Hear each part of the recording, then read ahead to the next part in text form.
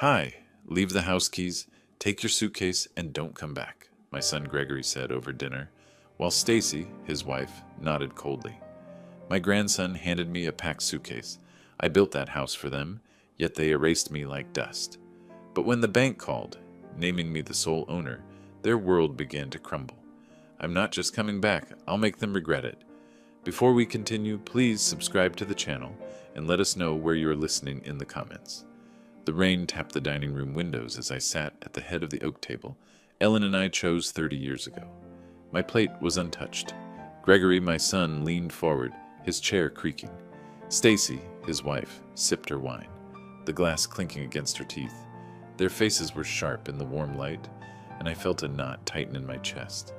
Dad, we've been thinking, Gregory started, his voice too casual, like he was discussing the weather. You're not getting younger. A nursing home might be best. I blinked, fork hovering over my plate. A nursing home? Gregory, I'm 63, not 90. I built this house. My voice was steady, but my pulse wasn't. The family photos on the wall, Ellen smiling, Tommy as a toddler, seemed to watch, waiting. Stacy set her glass down, her necklace glinting as she twirled it.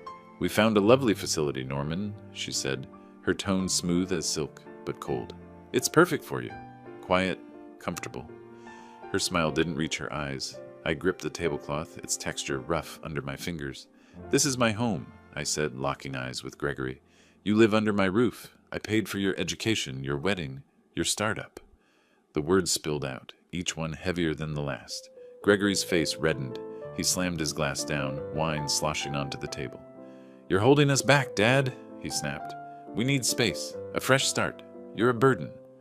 The word hit like a slap. Stacy nodded, her silence sharper than any insult. I turned to Tommy, my grandson, sitting quietly at the table's edge. His eyes were fixed on his plate, his small hands fidgeting. Tommy, I said softly, you understand, don't you? He didn't look up. Instead, he slid a suitcase across the floor, its wheels squeaking. Here, Grandpa, he whispered, barely audible. My throat tightened. The suitcase was mine, packed, ready. They'd planned this. I stood, chair scraping against the hardwood. You can't do this, I said, my voice low but firm. I own this house. Legally, it's mine. Gregory stood too, towering over the table. Leave the house keys, take your suitcase, and don't come back, he said, his voice cold, final. Stacy's lips curved, a faint, satisfied smirk. I looked at them, my son and his wife, and saw strangers. I wanted to shout, to fight, but Tommy's downcast eyes stopped me. I wouldn't make a scene in front of him. My hand shook as I reached for the keys in my pocket. They felt heavy, like they carried the weight of every memory in this house. Ellen's laughter, Tommy's first steps. I set them on the table, their metallic clink echoing like a door slamming shut. Fine, I said, my voice barely above a whisper. I grabbed the suitcase handle, its leather cool against my palm, and walked to the door. The rain was louder now, a steady drumbeat. I glanced back, catching Ellen's framed smile on the wall. She'd know what to do, I thought. She always did. I stepped outside, the door closing behind me with a soft thud. The evening air was cool, carrying the faint scent of wet grass that enveloped me. My breath caught as I stood on the porch, the suitcase heavy in my hand. The street was dark, the neighborhood's tidy lawns and glowing windows mocking my displacement. I was erased, like dust swept from their perfect lives. Then headlights cut through the rain, a taxi slowing at the curb. Its yellow glow was faint, but it was something. I tightened my grip on the suitcase and stepped forward, the wet pavement slick under my shoes. The evening breeze cut through my coat, the suitcase heavy in my hand. I waved down a taxi, slid inside, and caught the scent of coffee. Where to? The driver asked, his voice gravelly but kind. He was about 50, with a weathered cap and eyes that caught mine in the rearview mirror. Harbor Motel, I muttered, naming the only place I could think of. It's off Post Road. My voice sounded hollow, unfamiliar. I set the suitcase on my lap, its zipper digging into my palms. The driver, Ray, his license read, nodded and pulled onto the street. The taxi's heater hummed, warming my chilled hands, but it couldn't touch the cold inside me. Rain streaked the windows, and the suburban homes we passed glowed with a warmth I no longer had. I gave them everything, I thought, my mind replaying Gregory's words. You're a burden." "You all right back there?" Ray asked, glancing at me in the mirror. His tone wasn't prying, just concerned, like he'd seen men like me before. I didn't answer right away. My fingers traced the suitcase's handle, its worn leather grounding me. "Not really," I admitted, my voice cracking. "My son, he kicked me out, told me to leave my own house." Ray let out a low whistle. "That's rough. Family can cut deepest." He adjusted the mirror, his eyes steady. "Want to talk about it?" I hesitated. The rain's rhythm filled the silence. Then it spilled out. "We were having dinner," I said, my words halting. "Gregory, my son, said I should go to a nursing home. His wife, Stacy, backed him up, cold as ice. They'd packed my suitcase, even got my grandson to hand it to me." My throat tightened at the memory of Tommy's whisper, "Here, Grandpa." Ray shook his head, his hands steady on the wheel. "That's a low blow, using the kid." He paused, then added, "Sounds like they're after something." "Money? The house?" I nodded, staring at the rain. "The house. I built it for them, for Ellen. My wife? She's gone now, but I kept it for the family. Paid for Gregory's education, his wedding, his failing startup." A memory flashed. Late nights at the kitchen table, helping Gregory draft his business plan. My coffee going cold. I'd sold my car to fund his dreams. "Sounds like you gave too much," Ray said, his voice soft but firm. "I've been there.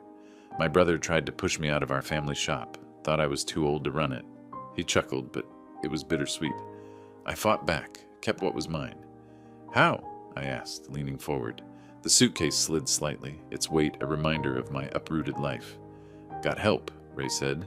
"A guy who knows the law, fights for folks like us." He reached into the glove box, pulling out a business card. "James Cook, advocate, help me keep my shop. Might help you with that house." He handed me the card, its edges worn but sturdy. I took it, the paper warm from his hand. "Thanks," I said, tucking it into my pocket. My fingers brushed the damp fabric of my coat, and I felt a spark, faint but real. "Fight back." The words echoed, mingling with the rain's patter. We passed a house with a swing set, lit by a streetlight. It reminded me of Tommy's childhood, the backyard playset I'd built with my own hands. I'd funded his world, and now his parents had torn mine apart. "I don't know if I can do this," I admitted, my voice barely above a whisper. "Fight my own son." Ray glanced back, his eyes kind but unyielding. "You're strong, Norman, but too kind. Sometimes you fight, even family. You don't have to take this." He paused, then grinned. "Tell you what, you get that house back. You owe me a beer." I managed a small laugh, the first in hours.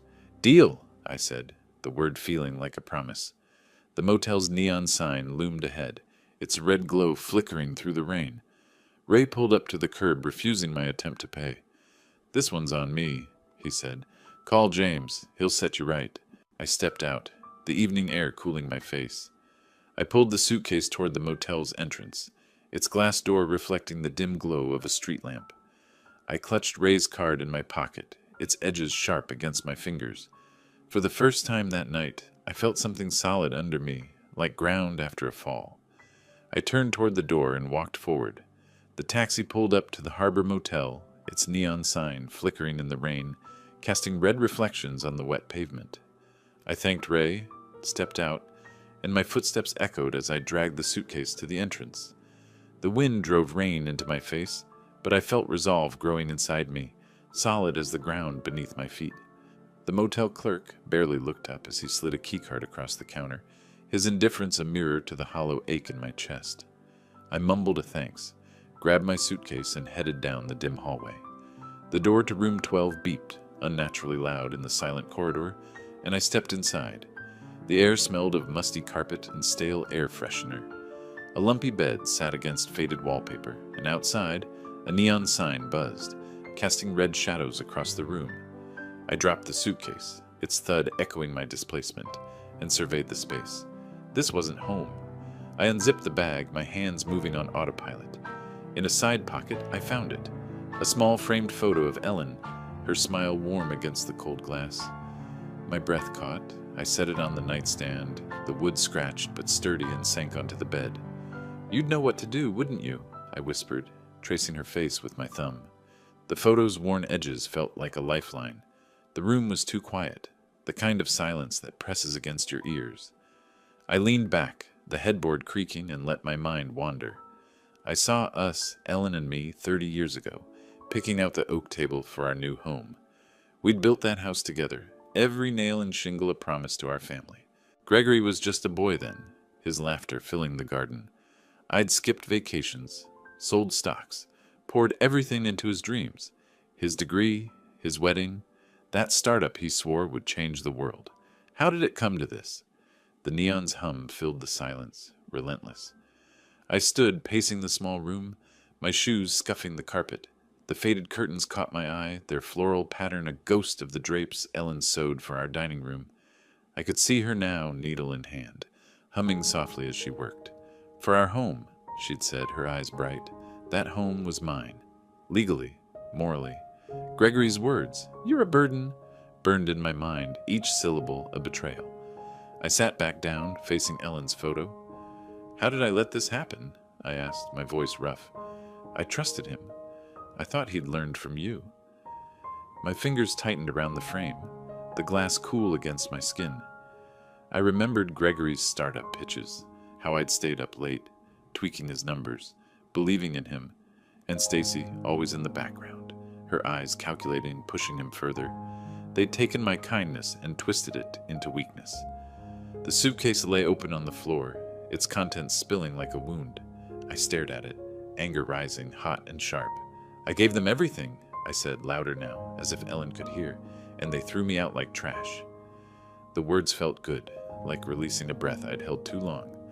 I thought of Tommy, his reluctant hands pushing the suitcase, his whispered, "Here, Grandpa." He was caught in their web, but maybe not too far gone. I leaned forward, elbows on my knees. "I won't let them take it all," I told Ellen, my voice steady now. "The house, our memories, my dignity, they don't get to erase me." The neon buzzed, a constant reminder of where I was, but it didn't matter. I had a plan, or at least the start of one. Ray's words echoed.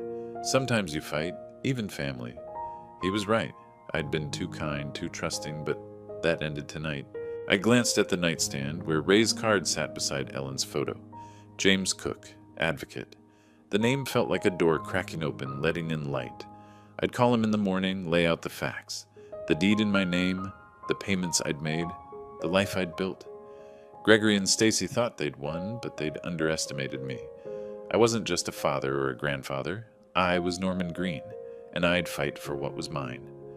I lay back on the bed, the mattress sagging under me.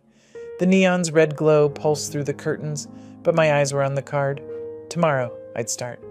Tomorrow, I'd take the first step. For Ellen, for Tommy, for me. I closed my eyes, the buzz fading as resolve settled in, solid as the ground beneath me. Morning brought faint light through the motel's curtains, and I knew I couldn't sit still any longer. Ray's card lay on the nightstand, James Cook's name calling me to action. I dialed his number, arranging to meet at a cafe on Elm Street, a few blocks from the motel. Grabbing my coat, I stepped into the drizzle, my steps quickening with every thought of the home I had to reclaim. The drizzle coated Westport streets in a soft sheen as I pushed open the cafe door, the bell jangling above me.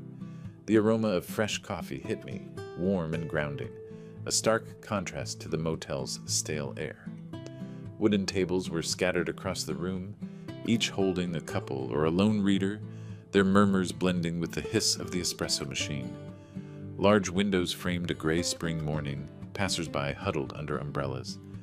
I scanned the room, my fingers tightening around James Cook's card, still crisp from Ray's taxi. There he was, in the corner, papers spread across the table, his suit sharp, but his posture relaxed. I adjusted my glasses, nerves prickling my skin, and crossed the cafe. The suitcase was back at the motel, but its weight lingered in my mind, a reminder of what I'd lost. "James?" I said, my voice quieter than I meant. He looked up, his eyes keen but kind, and stood, extending a hand. "Norman Green," he said, his grip firm. "Good to meet you. Ray spoke highly of you." His voice had a steady cadence, like a man used to cutting through chaos. I sat, the chair creaking, and set my coffee mug down, its steam curling upward. The table's surface was worn, etched with faint rings from countless cups. and I traced one with my thumb, steadying myself. I don't know where to start, I admitted, my words halting. My son, Gregory, kicked me out of my own house. His wife, Stacy, was in on it. They packed my suitcase, told me to leave the keys. My voice tightened, the memory of the keys' clink still raw. James leaned forward, his pen tapping the table, his face unreadable but attentive. Tell me everything, he said, his tone low. Urgent. Don't leave anything out. I took a breath, the coffee's bitterness sharp on my tongue. It was over dinner, I said. Gregory said I was a burden, that I should go to a nursing home. Stacy backed him up, all smiles and venom. My grandson Tommy handed me the suitcase. I built that house for them, James.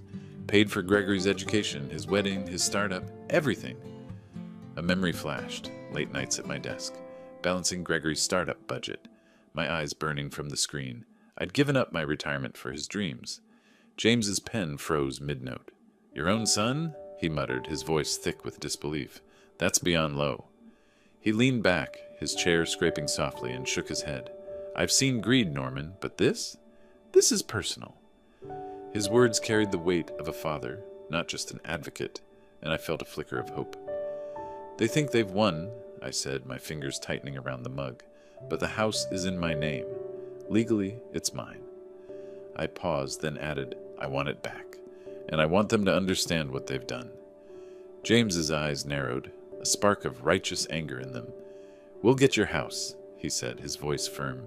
But we can do more. Gregory's startup. Ray mentioned it's shaky. You know his business, don't you? His weaknesses?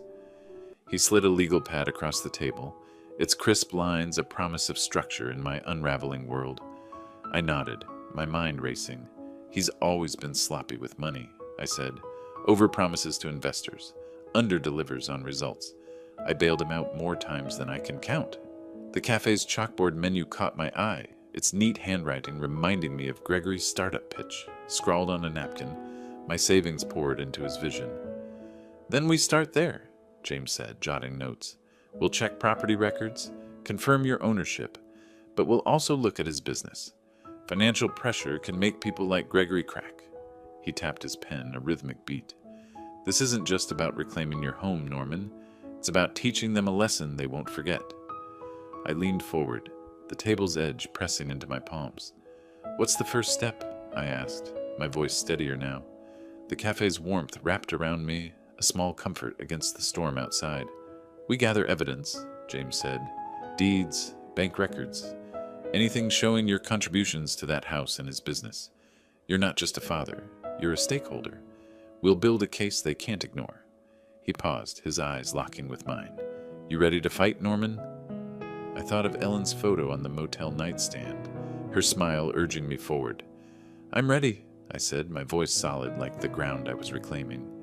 We shook hands, his grip a seal on our alliance. The espresso machine hissed, punctuating the moment, and I felt something shift inside me. A spark of the man I'd been before betrayal dimmed me. James gathered his papers, sliding them into a folder. I'll start digging today, he said. You focus on what you know about Gregory's business. Every detail helps. He handed me his card, its embossed letters catching the light. Call me any time. I stood, the chair scraping softly, and tucked the card into my pocket. The cafe's bustle faded as I stepped outside, the drizzle cool on my face. I pulled my coat tighter, my eyes catching a street sign. Elm Street, just blocks from my old home. The name hit me like a pulse, stirring memories of Ellen's garden, Tommy's laughter. My hand brushed my phone, a new resolve hardening in me. I turned down the sidewalk, the sign's arrow pointing me forward. The drizzle had eased as I walked back to the motel, my mind buzzing with James's plan. The folder with his card sat in my pocket, but the real weapon was in my head. Knowledge of Gregory's weaknesses. The motel would give me focus, away from the cafe's hum. Reaching my room, I tossed my coat on the bed, sat at the desk, and pulled out my phone, ready to strike at Gregory's business. The motel room's lamp flickered, casting jagged shadows on the wall as I sat at the desk, paper spread before me like a battle map. The spring breeze slipped through the cracked window, carrying the faint scent of blooming lilacs, a cruel reminder of the garden I'd lost. It was late afternoon. the golden light slicing through the drizzle outside, and James's words echoed in my mind. Financial pressure can make people like Gregory crack. My old contacts from my consulting days lay scribbled on a notepad, their names a lifeline to my past. I picked up my phone, its cool plastic steadying my nerves, and dialed the first investor. "Norman Green," I said when the call connected, my voice calm but firm. "I'm calling about Gregory Green's startup." The investor, a man I'd advised years ago, sounded surprised but warm. I took a breath, the desk's chipped edge rough under my fingers. "I have reason to believe Gregory's misusing funds, overpromising, under-delivering. You might want to look into it." My words were measured, professional, but each one felt like a jab. The investor's tone shifted, shock creeping in. "Misused funds? We trusted him because of you, Norman." His voice crackled through the phone, and I felt a surge of satisfaction. "I'll have my team review the books," he promised before hanging up.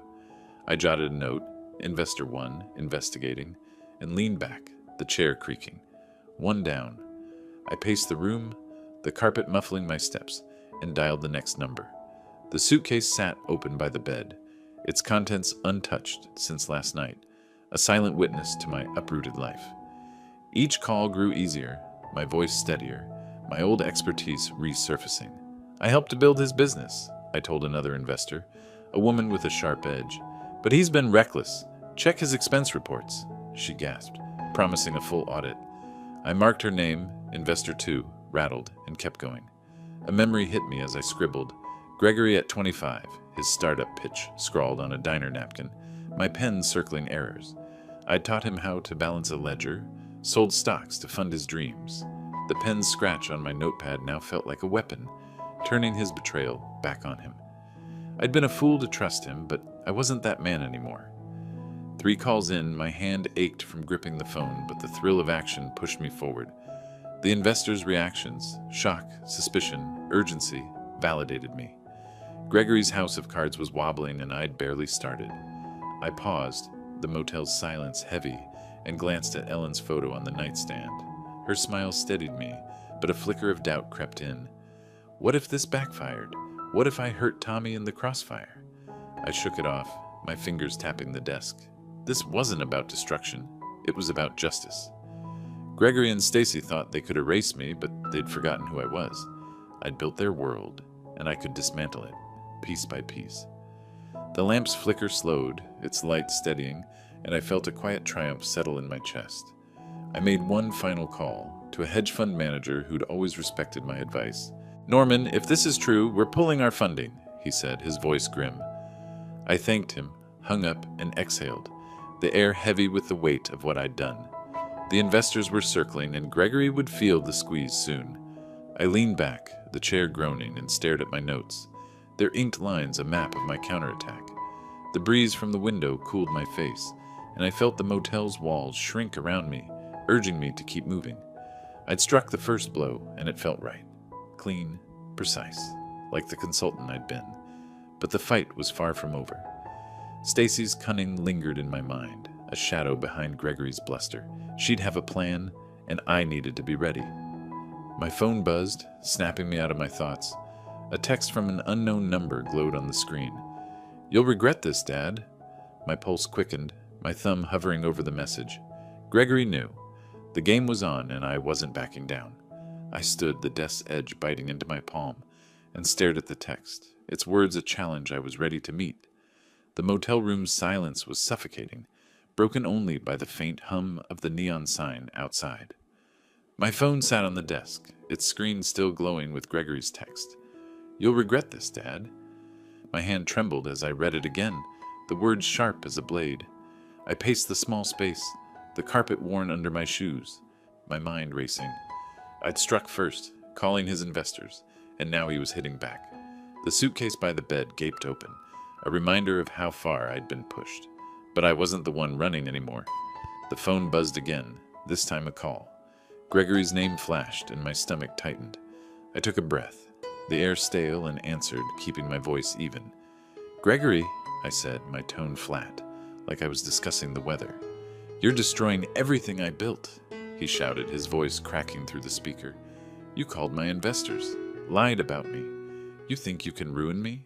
His words were frantic, unhinged, but I caught Stacy's shadow in them, her calculated venom shaping his rage. I leaned against the desk, its chipped edge grounding me. I told the truth, I said, calm but firm. You've been reckless with their money. They deserve to know. My pulse hammered, but my voice didn't waver. I'd spent years bailing him out, and now I was done. Truth? Gregory spat. You're a jealous old man, Dad. Stacy's right. You're trying to sabotage us. We're suing you for defamation. And the neighbors? They think you're unhinged. We've told them everything. His words were a jab, meant to wound, but they only sharpened my resolve. I clenched my fist, the phone's plastic cool against my ear. Sue me, I said, my voice low, steady. Spread your rumors. It won't change the fact that the house is mine. You can't erase me, Gregory. I hung up before he could respond, the silence that followed heavy, electric. Stacy's plan was clear now. Defamation, public shame, anything to discredit me. She was the brain, Gregory the blunt force. I grabbed my coat, the motel's walls closing in, and stepped outside. The evening air was cool, the sunset painting the sky in soft pinks. I walked to a nearby park, the damp grass crunching underfoot, needing space to think. Blooming cherry trees lined the path, their petals scattered like confetti, and I remembered planting a garden with Ellen, our hands dirty, our laughter light. That home, those memories, they were worth fighting for. I sat on a bench, the wood cold through my jeans, and replayed Gregory's words. Defamation. Neighbors. Stacy's fingerprints were all over this, her need for control driving their counterattack. I'd underestimated her, but not anymore. My calls to the investors had rattled them, and this was their desperate flailing. I felt a spark of defiance, hot and sure, burning away my doubt. The park's quiet was broken by a bird's chirp, sharp in the dusk. I pulled out my phone, James's number already dialed. Gregory and Stacy thought they could scare me off, but they'd misjudged me. I'd been too kind for too long, but kindness wasn't weakness. It was strength, and I'd use it to outsmart them. The phone rang, and I straightened, the cherry blossoms swaying above me. James, I said when he answered, my voice steady. They're coming for me. We need to hit back harder. James suggested meeting at his office immediately, his voice calm but urgent over the phone. I stood from the bench, cherry blossoms falling around me, and hurried toward downtown, my steps matching the rhythm of my resolve. James's office was a few blocks away, and I reached it in half an hour, the folder of documents warm in my hand as I pushed open the door. The spring sun poured through the window of James Cook's law office, catching the dust motes that danced above his desk. I stood in the doorway, my phone still warm from Gregory's venomous call, his threats, lawsuits, rumors, echoing in my ears. The office was tidy with shelves of legal books and a worn leather chair that creaked as James gestured for me to sit. The faint scent of ink and old paper grounded me, a stark contrast to the chaos swirling in my mind. I set my hands on the desk, the wood cool under my palms, and took a breath. They're coming for me, James, I said, my voice low but steady. Gregory called last night, ranting about defamation. Stacy's got him spreading lies to the neighbors, saying I'm unstable. My jaw tightened, the memory of his words, "You'll regret this, Dad," burning like a fresh cut. James leaned forward, his chair creaking, his eyes sharp behind wire-rimmed glasses. "Unstable," he said, his tone sharp with indignation. "They're desperate, Norman. That's what this is." He pulled a file from a stack, its edges crisp, and flipped it open. "Tell me exactly what he said." I recounted the call, my fingers rubbing the pen in my pocket, a nervous tick. "He's threatening to sue," I said. "Said they've got a lawyer, that they'll ruin me. Stacy's behind it. She's the one pulling the strings." I paused, the office's silence heavy, amplifying the weight of their betrayal. "I hit a nerve with those investor calls, didn't I?" James's lips twitched, a grim smile. "You hit more than a nerve," he said, tapping a document in the file. "You shook their foundation, but let's talk about yours." He slid a yellowed paper across the desk, its text dense with legal jargon. "This is the original property agreement for your house, signed by you and Ellen. Sole ownership, in your name. Gregory's got no claim, and he's too sloppy to know it." I leaned forward, my pulse quickening. The document's faded ink was a lifeline, a piece of Ellen's foresight I'd nearly forgotten. Sole ownership, I repeated, my voice catching. A memory flashed. Ellen and I at our kitchen table, signing that agreement, her hand steady as she said, "This protects us, Norman." I'd trusted her then, and now she was saving me again. "Exactly," James said, his pen pointing at a clause. "They're banking on you folding, but this—" He tapped the paper again. "This says you don't have to. We can countersue for attempted fraud. They tried to push you out of your own home, Norman. That's not just personal. It's illegal." His voice carried a righteous edge, like a father defending his own. I exhaled, the leather chair squeaking as I shifted. "Fraud," I said, testing the word. It fit. Gregory's greed, Stacy's schemes, all laid bare, but a flicker of doubt crept in. What about Tommy, my grandson? He's caught in this. I don't want him hurt. My fingers tightened around the pen, its ridges biting into my skin. James's expression softened, but his voice stayed firm. "We'll protect Tommy," he said. "This isn't about him. It's about holding his parents accountable. But we need to move fast. Their lawsuit's a bluff, but it'll cost you time and money if we don't shut it down." He leaned back, his eyes locking with mine. "You've got another angle, don't you? Something you're not telling me." I hesitated, the office's sunlight warm on my face. He was right. I had a plan, a way to tighten the screws on Gregory's business. But it was risky, and I wasn't ready to share it. "Let's start with the countersuit," I said, dodging his question. "But I know Gregory's weak spots. His startup's bleeding money, and I can push harder." My voice was steady, but my mind raced, plotting moves I'd keep close for now. James nodded, jotting a note. "Good," he said. "We'll file the countersuit today, demand they back off. You keep digging into his business, every mistake, every shortcut. We'll bury them in evidence." He slid the property agreement into a folder, its weight a promise of justice. "You're not just fighting for your house, Norman. You're fighting for your life." I stood, my chair scraping softly, and took the folder. The bookshelves loomed behind James, their spines a reminder of the battles fought in these pages. I'd been a consultant, a planner, a father who gave too much. Now I was a fighter, and I wouldn't stop. "Let's do this," I said, my voice solid, like the ground I was reclaiming. James rose, shaking my hand, his grip firm. "I'll call you with updates," he said. "Stay sharp, Norman. They're rattled, and that makes them dangerous." The office's silence settled around us, a calm before the storm. I stepped outside, the folder heavy in my hands, the spring air cool against my face. Across the street, a bank sign glinted in the sunlight, its letters bold and unyielding. My eyes narrowed, a plan sparking in my mind.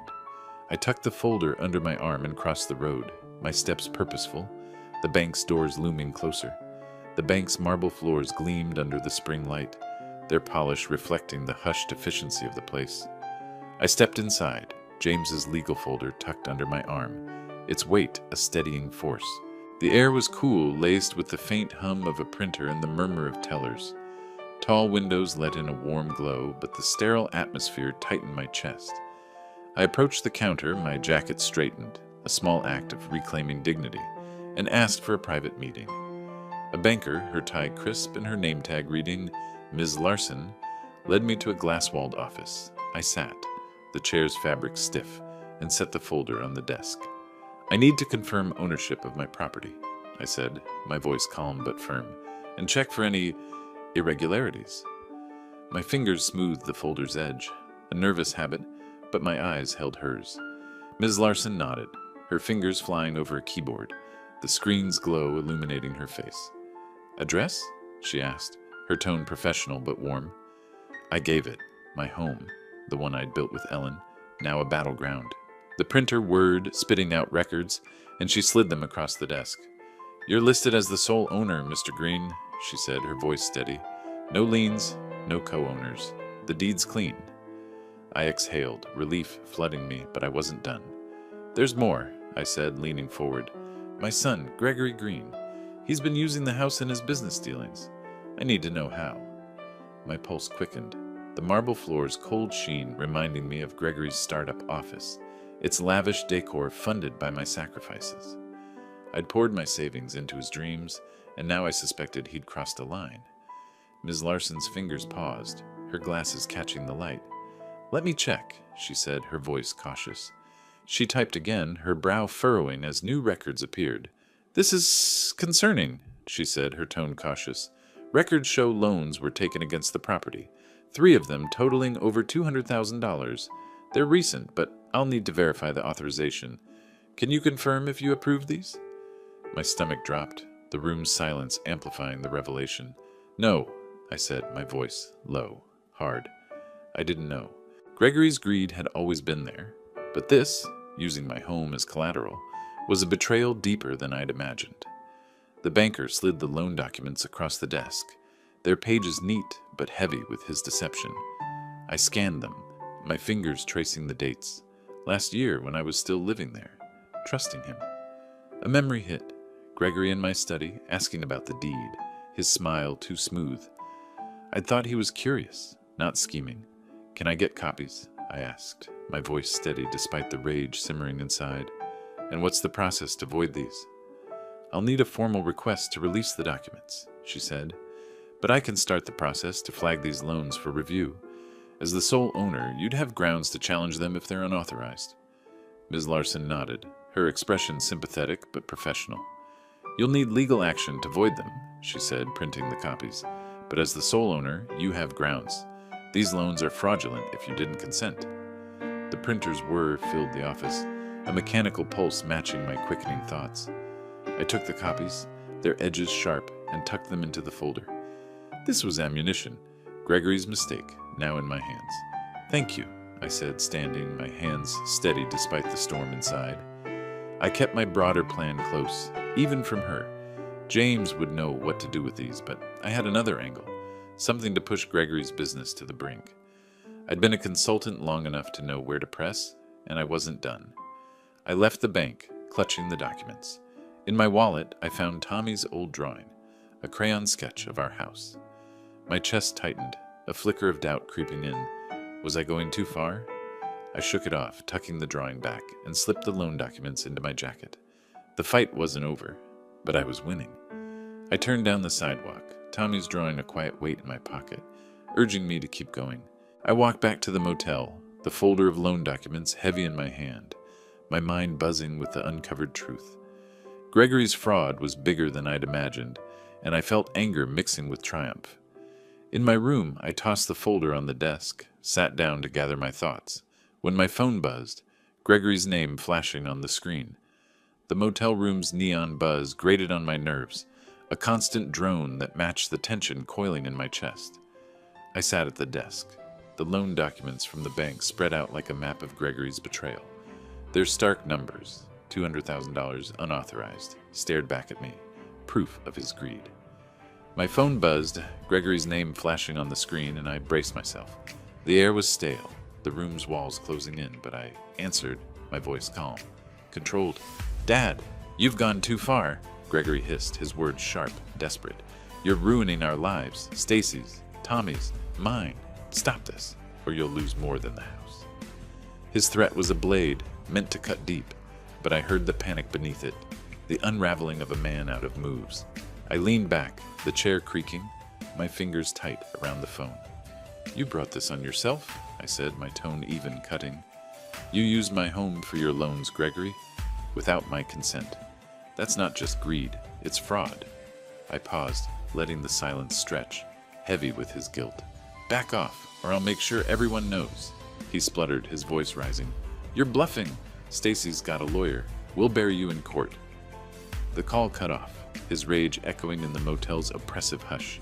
I set the phone down, my pulse steady but my mind racing. Stacy's hand was clear in his threats, her cunning weaving a net of lies. But I wasn't the one trapped. I stood needing air and noticed a folded paper by the door, slipped under while I was distracted. My heart skipped as I picked it up, the crinkled edge soft under my fingers. Tommy's handwriting, childish but careful, covered the page. I sank onto the bed, the mattress sagging, and read, "Dear Grandpa, I'm sorry about the suitcase. I didn't want to. Mom and Dad said it was best, but I miss you. Please fix things. Love, Tommy." My throat tightened, his scrawled sorry blurring in my vision. I stepped outside, the evening sky a soft purple. the dusk air cool against my face. The motel's neon buzz faded, replaced by the faint chirp of crickets. I reread the letter under a street lamp, its glow catching Tommy's wobbly letters. A memory hit, camping with him, his small hand in mine as we watched the stars. He was caught in his parents' web, his loyalty torn, and now he was reaching out. My chest ached, doubt creeping in. Was I hurting him to punish them? I folded the letter, its edges worn, and tucked it into my pocket. Tommy's words were a weight, but they didn't change the truth. Gregory and Stacy had to face their actions. I'd fight, but I'd protect him, carve a path that spared his heart. The dusk sky deepened, a star blinking through the haze, and I felt Ellen's presence, her strength urging me on. I wasn't just fighting for the house anymore. It was for Tommy, for the family we'd built. My resolve hardened, the letter a quiet fire in my pocket. Gregory's threats were noise, but Tommy's plea was truth. I pulled out my phone, dialing James, my thumb steady despite the emotions swirling inside. A car horn blared nearby, sharp and urgent, snapping me to action. "James," I said when he answered, my voice firm. "We need to move now.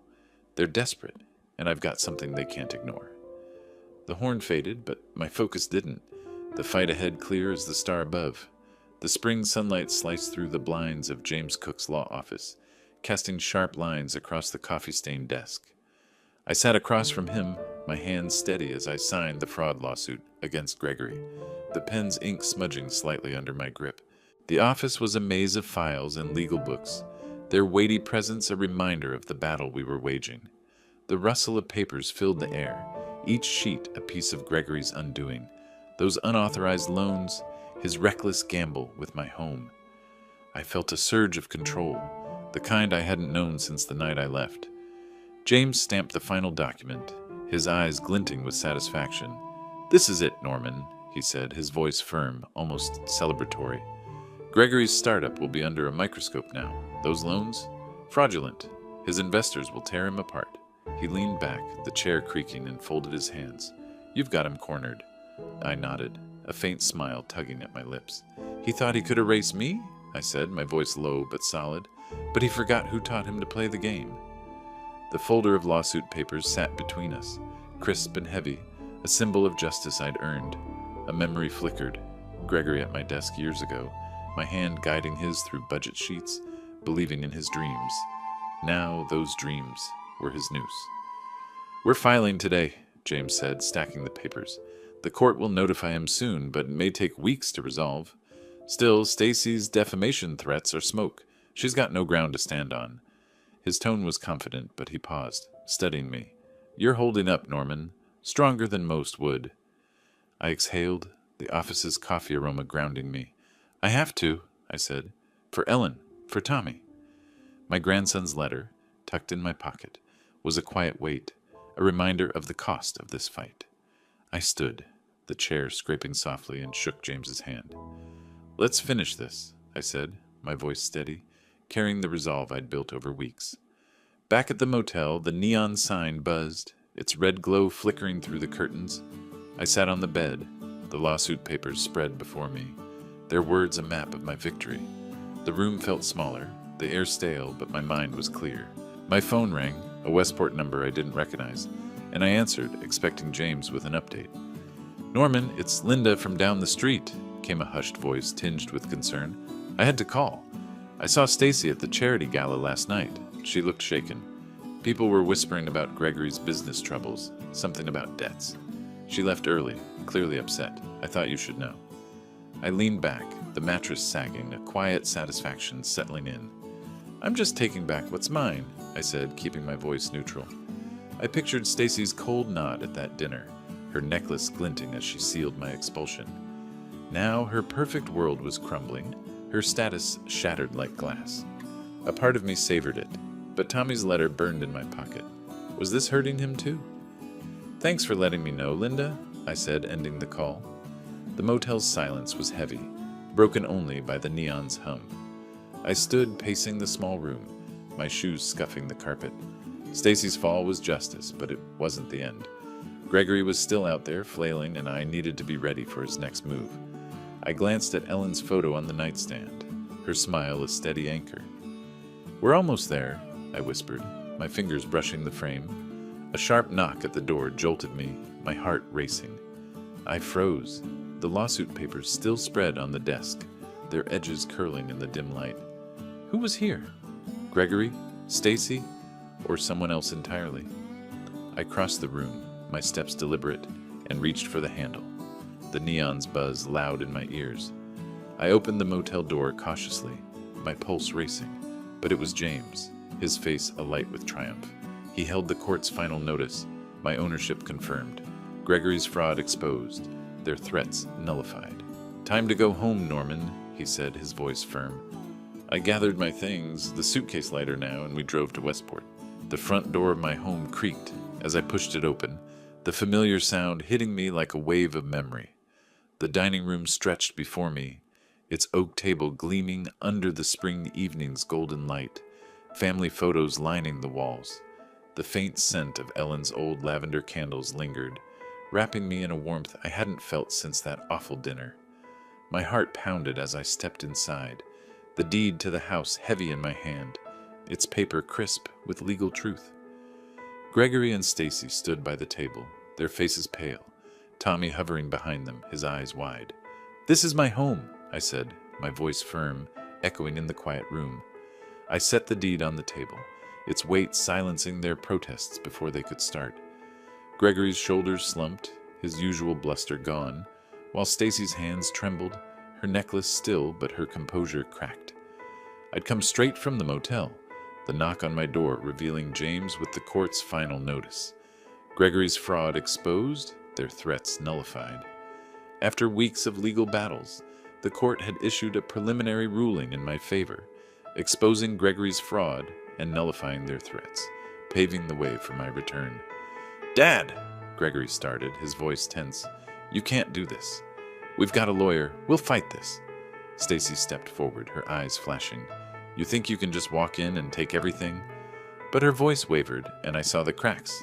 James's lawsuit, the investors pulling out, the neighbors' whispers had cornered them. I shook my head, my gaze steady. "Best for you," I said, my tone sharp but controlled. "You used my house for loans, Gregory. Lied to investors, to neighbors. You tried to erase me." The table's scratches caught my eye, a map of family dinners with Ellen, now a battlefield. I stood taller, the deed a shield. "You're leaving. Tonight." Stacy stepped forward, her voice shaking. "Norman, please," she said, her usual venom replaced by desperation. "Let us stay. We'll make it right. For Tommy's sake." Her hands clasped together, knuckles white, but I saw through her, her status gone, her plans in ruins. The neighbor's call echoed in my mind, Stacy, red-faced, fleeing the gala. I turned to Tommy, his small frame half hidden behind the table. His eyes were wet, his hands fidgeting. "Tommy," I said softly, kneeling to his level, "come here." He hesitated, then ran to me, his arms wrapping around my neck. "Don't hate me, Grandpa," he whispered, his voice breaking. My throat tightened, his warmth a reminder of why I'd fought, not just for the house, but for him. "I could never hate you," I said, hugging him back, my voice low, steady. "You'll always have a place here." I stood, facing Gregory and Stacy, my resolve unshaken. "Take your things. The court's on my side. You're done here." Gregory's face crumpled, but he nodded, grabbing the suitcase. Ironic, I thought, remembering mine. Stacy gathered her purse, her movements jerky, her eyes avoiding mine. They shuffled toward the door, the silence heavy, broken only by the creak of floorboards. Tommy lingered, his hand brushing mine, and I squeezed it gently. "I'll call you, kid," I promised, my voice soft but sure. The door closed behind them, the sound final, like a book shutting. I stood alone in the dining room, the lavender scent stronger now, Ellen's presence all around me. I ran my hand over the table, its familiar grooves grounding me. I'd won, reclaimed what was mine, but Tommy's hug lingered, a quiet ache in my victory. I reached into my wallet, pulling out Ray's old business card, its edges worn but warm. A faint smile crossed my face as I tucked it back, my fingers brushing Tommy's drawing beside it. I sat at the table, the house mine again, and dialed a number, the line ringing softly in the quiet night. In the Westport bar, I joined Ray and James in a corner booth, their grins welcoming. The weight of the past weeks felt lighter. I slid into the booth, the leather cool against my jeans, and let out a breath I hadn't realized I'd been holding. "To Norman," Ray said, raising his beer, the froth catching the light. "The man who took back what's his." His gravelly voice was warm, his cap tilted back, and I couldn't help but laugh. The sound foreign but welcome. James clinked his glass against mine, his eyes bright. "You didn't just win, Norman," he said, his tone proud, almost paternal. "You took them down with their own game. That lawsuit, masterful." He leaned forward, the table's polished surface reflecting his grin. "You're a fighter, my friend." I raised my glass, the beer's cold bite sharp on my tongue. "To you both," I said, my voice warm, steady. "Ray, that taxi ride changed everything. And James, you gave me the tools to win." The bar's jazz swelled, a saxophone riff that reminded me of Ellen's old records, her laughter filling our home. I'd fought for her memory, for Tommy, for me. Ray chuckled, clapping my shoulder. "Told you that beer was on you, Norman," he said, his eyes crinkling. "Knew you had it in you the moment you got in my cab, soaked and stubborn." His humor cut through the weight of the memory. That rainy night, my suitcase heavy, his card a lifeline. "Stubborn's one word for it," I said, grinning. I leaned back, the booth creaking, and thought of the dining room I'd reclaimed, the deed on the table, Tommy's hug. "It wasn't just the house," I said, my voice softening. "It was proving they couldn't break me. But Tommy—" I paused, the bar's noise fading for a moment. "I want to rebuild with him, keep him close." James nodded, his glass pausing midair. "You will," he said, his voice gentle but sure. "He's a good kid, caught in their mess. You've got time now, Norman. Use it." His words settled over me, a quiet permission to look forward, not back. The bar's warmth wrapped around us, glasses clinking as we traded stories. Ray recounted his own fight for his shop, his voice gruff but fond, while James described the moment he knew the lawsuit would crush Gregory's schemes. Laughter spilled out, easy and real, and I felt something new, freedom, not just from the fight, but to be the man I was meant to be. I insisted on paying the tab, sliding cash across the counter. "This one's on me," I said, my tone firm but warm. Ray protested, but James just laughed, raising his glass again. "Next time, we're at my place," I said, the words a promise. The bar's jazz softened, a piano note lingering, and I saw Ellen's smile in my mind, her pride anchoring me.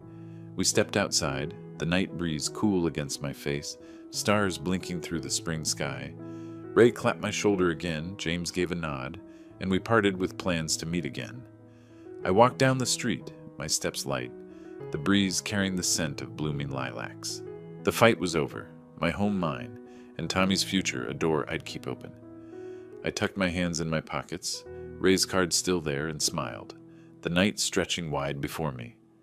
If you like this story, please like this video, subscribe to the channel, and share your impressions of this story in the comments. To listen to the next story, click on the box on the left. Thank you for watching. Bye.